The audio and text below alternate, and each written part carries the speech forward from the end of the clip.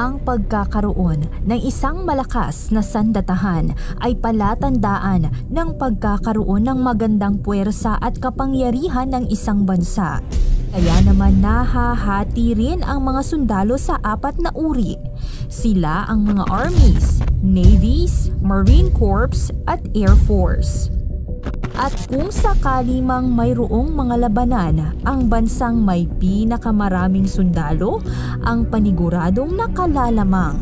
Kaya naman alinmang bansa ay patuloy na nagsusumikap na maparami ang bilang ng kanilang sandatahang lakas upang masiguro ang proteksyon at kaligtasan ng kanilang mamamayan. Pero alin nga ba sa mga bansa sa mundo ang maituturing nating may pinakamaraming bilang ng mga sundalo? Yan ang ating aalamin.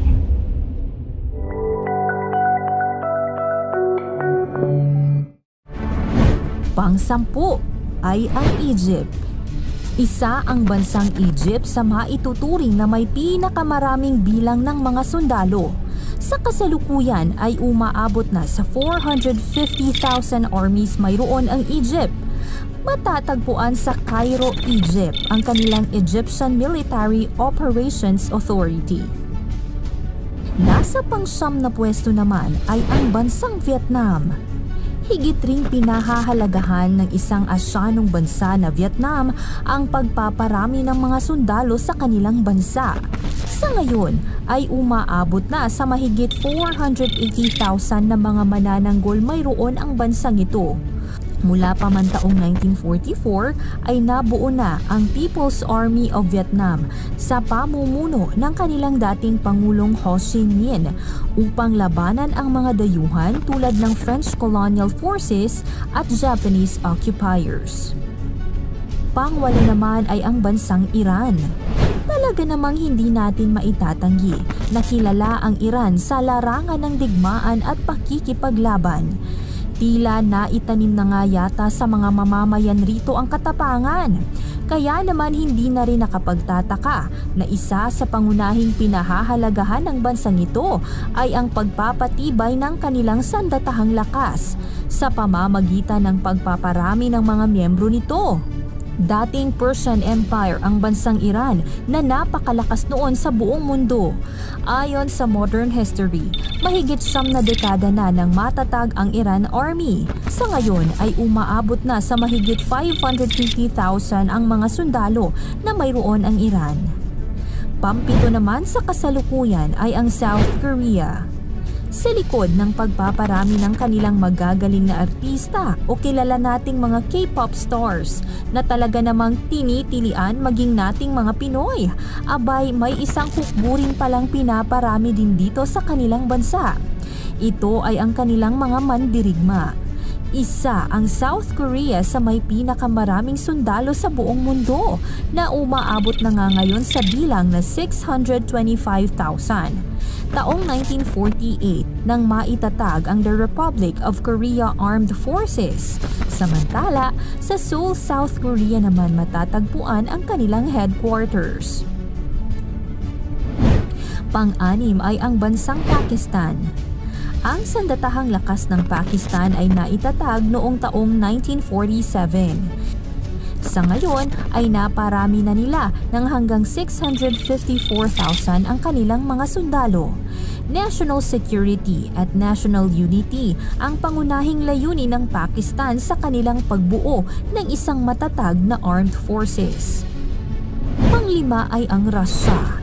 Kilala sa buong mundo sa pagkakaroon ng isang matapang na pinuno at malakas na hukbo ang Russia. At isa nga sa nagpapalakas dito ay ang pagsiguro sa dami ng bilang ng kanilang mga sundalo. Alam nyo ba mga kasoksay na umaabot lang naman sa mahigit 1,000,000 ang bilang ng kanilang active armies? Noong 1992 lang nang maitatag ang army sa Russia. Matatagpuan sa Moscow, Russia ang kanilang military defense.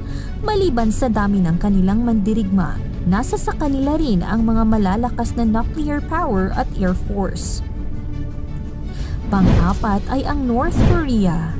Talaga namang namamayagpag ang bansang North Korea sa kanilang sandatahang lakas at ito ay makikita mismo sa bilang ng kanilang mga sundalo. Umaabot lang naman sa mahigit 1.2 milyon ang mga active armies mayroon ang North Korea.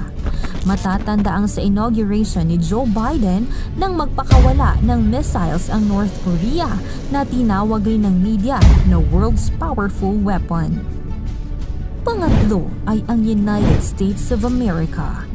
Maituturing na isang superpower country ang bansang United States dahil na rin sa lakas ng kanilang military na napatunayan na sa mga nagdaang mga digmaan. Sa kasalukuyan ay umaabot na sa mahigit 1.3 milyon ang bilang ng mga sundalo sa US. Mahigit 2 siglo na ang nakaraan ng maitatag ang sandatahang lakas ng Estados Unidos. Peace and security ang isa sa labis nilang pinangangalagaan dito.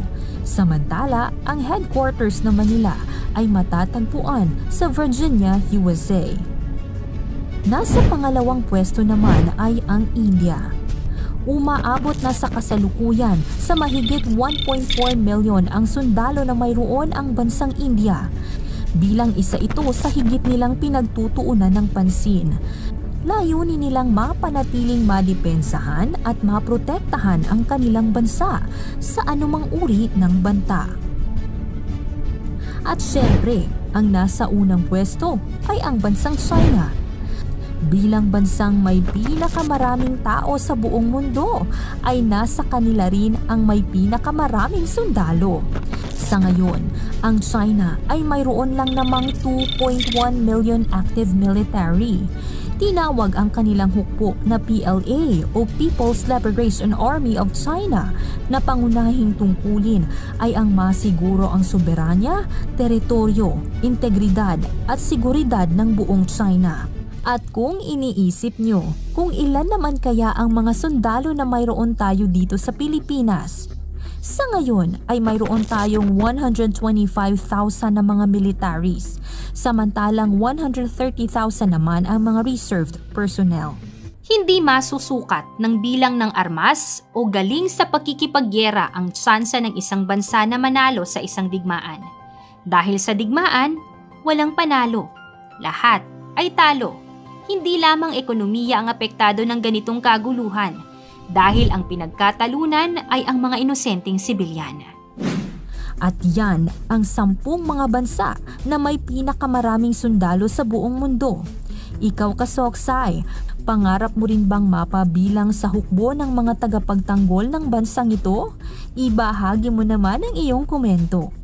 Bago tapusin ang videong ito ay huwag kakalimutang mag-subscribe sa ating channel para sa mga susunod pang kwento na talaga namang hatid ay aral at kaalaman sa inyo. Maraming salamat at God bless.